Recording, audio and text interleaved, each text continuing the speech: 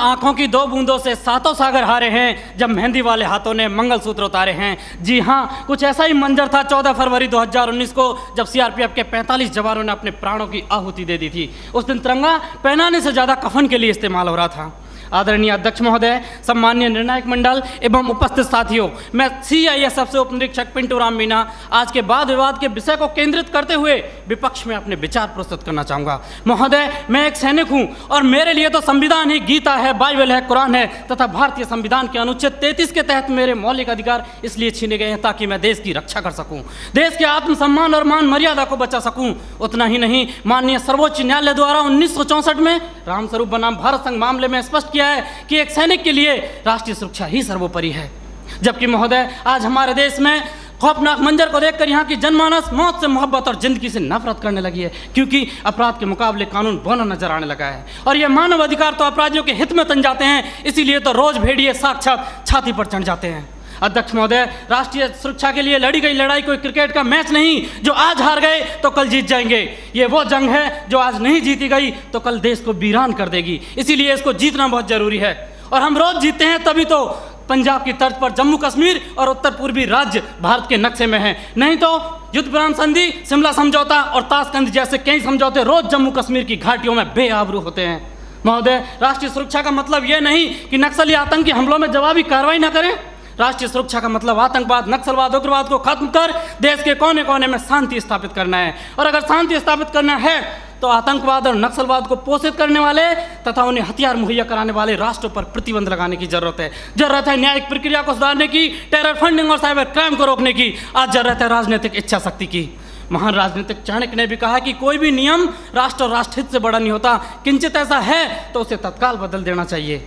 महोदय, आज के दौर में आक्रामक रवैया अपनाने वाले आतंकवाद, नक्सलवाद, उग्रवाद से लोहा लेना किसी युद्ध से कम नहीं और किसी युद्ध को जीतने के लिए पहल करने की आवश्यकता होती है। जबकि युद्ध जैसी अत्यंत निर्णायक पलों में एक जवान अपनी नौकरी की वजह उतना ही कर पाता है कि सांप मरे या ना मरे, लेकिन लाठी नहीं टूटनी चाहिए, क्योंकि उसको डर सता रहा होता है कि जलील किया जाएगा उसे मानव अधिकारों की भरी सभा के अंदर।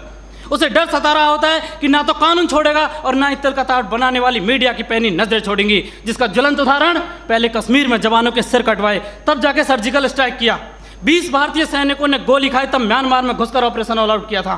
45 जवानों ने शहादत दी तब बालाकोट एयर स्ट्राइक की। काश ये एयर स्ट्राइक, सर्जिकल स्ट्राइक और ऑपरेशन ऑल आउट पहले ही हो गए होते तो एक पत्नी का सुहाग, एक बुढ़े माँ बाप की बुढ़ापे की लाठी, एक बहन की राखी और एक बच्चे का भविष्य अंधकार में नहीं होता। महोदय, डॉक्टर भी कैंसर का इलाज करता है तो संक्रमित कोशिका को काट कर फेंक देता है ताकि वो नासूर ना बने, और आज हमारे देश में आतंकवाद, नक्सलवाद और उग्रवाद तो उससे भी गंभीर समस्या बने हुए। ये एक नहीं, दो नहीं, तीन नहीं, हजारों निर्दोष लोगों की जान ले लेते हैं। महोदय, मेरे विपक्षी साथी किन दरिंदों के लिए मानव अधिकारों की दुहाई दे रहे हैं?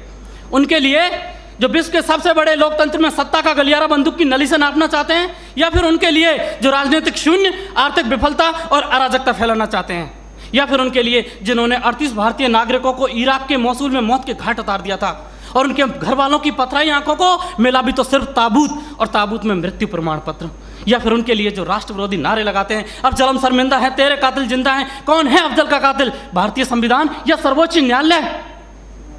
क्यों दरकिनार करना चाहते हैं मेरे विपक्षी साथी इन सब घटनाओं को? क्योंकि साथ सच्चाई को बर्दाश्त करने की क्षमता नहीं रह गई आपके अंदर। महोदय, सच ये है कि हमारी बंदूक की नली से निकली हुई गोली को 1000 बार सोचना पड़ता है कि उसे कब, कहां और किसे लगना है, जबकि एक आतंकवादी की गोली को कोई निर्णय लेने की आवश्यकता नहीं होती।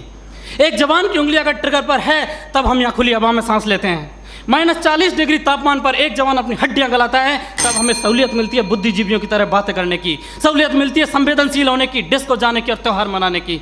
अध्यक्ष महोदय, सच्चाई ये है कि दुश्मन देश के बाहर ही नहीं, देश के अंदर भी हो सकता है। मंदिर, मस्जिद और गुरुद्वारे में भी हो सकता है, यहाँ तक कि सदन के अंदर भी हो सकता है, जिसे नकारा नहीं जा सकता।